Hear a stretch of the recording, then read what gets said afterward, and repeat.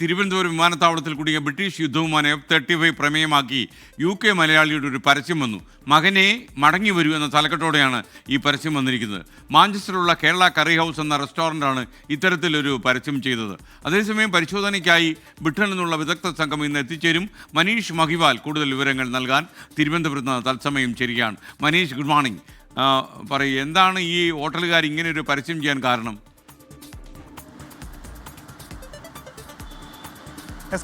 മാഞ്ചസ്റ്ററിലെ കേരള കറി house എന്ന ഒരു Malayali UK Malayali നടത്തുന്ന ഒരു റെസ്റ്റോറൻ്റാണ് ഈ രീതിയിൽ ഒരു ആകർഷകമായ ടൈറ്റിലോടുകൂടി ഒരു പരസ്യം പുറത്തുവിട്ടത്. ഇതിനോടൊപ്പം തന്നെ അവരുടെ ഇൻസ്റ്റാഗ്രാം പേജിൽ വലിയ രീതിയിൽ ആൾക്കാർ അത് ഷെയർ ചെയ്തിട്ടുണ്ട്. ഒപ്പം തന്നെ കേരളത്തിലടക്കം നേരത്തെ ടൂറിസം വകുപ്പും കേരള പോലീസും KSRTCയും ഒക്കെ തന്നെ ഇത് ഒരു വലിയ ട്രോളാക്കി എടുത്ത് അതൊരു പരസ്യ രീതിയിൽ പ്രചാരണം നടത്തുന്നുണ്ട്.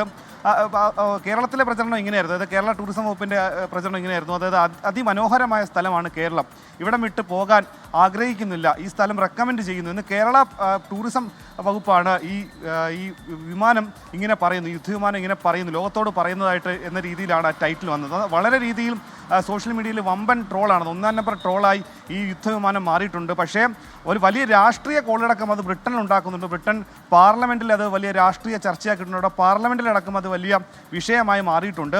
ഇന്നത് 21ാമത്തെ ദിവസമാണ് വിമാനത്താവളത്തിൽ വരുന്നത്. അപ്പോഴാണ് ഈ വിമാനത്തെ സംബന്ധിച്ച് മകനെ മടങ്ങി വരൂ എന്ന് ബ്രിട്ടനിലെ ഒരു ഹോട്ടൽ റെസ്റ്റോറൻറ്റ് വരെ പരസ്യവാചകം ഇറക്കുന്നത്. കളിക്കാനുള്ള സമയം കഴിഞ്ഞിരിക്കുകയാണ്, നിനക്കിനി തിരിച്ച് പറക്കലിൻ്റെ സമയമാണ്, മടങ്ങി വരൂ എന്നാണ് അദ്ദേഹം ഈ ടൈറ്റിലിൽ കൂടെ പറയുന്നത്. നേരത്തെ KSRTCയും ഒപ്പം തന്നെ പല രീതിയിലുള്ള വകുപ്പുകളും ഈ രീതിയിൽ ഈ യുദ്ധവിമാനത്തെ സംബന്ധിച്ചുള്ള കാര്യങ്ങൾ വന്നിരുന്നു. നേരത്തെ അതായത് മോഹൻലാൽ പ്രിയദർശൻ സിനിമ കൂട്ടുകെട്ടായിട്ടുള്ള വെള്ളാനകളുടെ നാട്ടിലെ ഒരു റോഡ് റോളർ ഉണ്ട്. ആ റോഡ് റോളർ ഇങ്ങനെ തകരാറിലായി കിടക്കുന്നതിനോട് ഉപമിച്ചുകൊണ്ട് അതേപോലെ രസകരമായ ട്രോളുകളൊക്കെ തന്നെ സോഷ്യൽ മീഡിയ ഉണ്ടാകുന്നുണ്ട്. അങ്ങനെ ഈ യുദ്ധവിമാനം പക്ഷേ ഇവിടുന്ന് മാറ്റാനുള്ള നടപടികളിലേക്ക് എത്തിയിട്ടില്ല. വിദഗ്ധ സംഘം ഉടൻ എത്തുമെന്നാണ് അറിയുന്നത്. പക്ഷേ നിലവിൽ ഈ അറ്റകുറ്റപ്പണി നടത്തുന്ന ഹാങ്ങറിലേക്ക് മാറ്റുന്നത് വരും തന്നെ അതിൻ്റെ മറ്റു പരിശോധന നടത്താൻ പാടില്ല.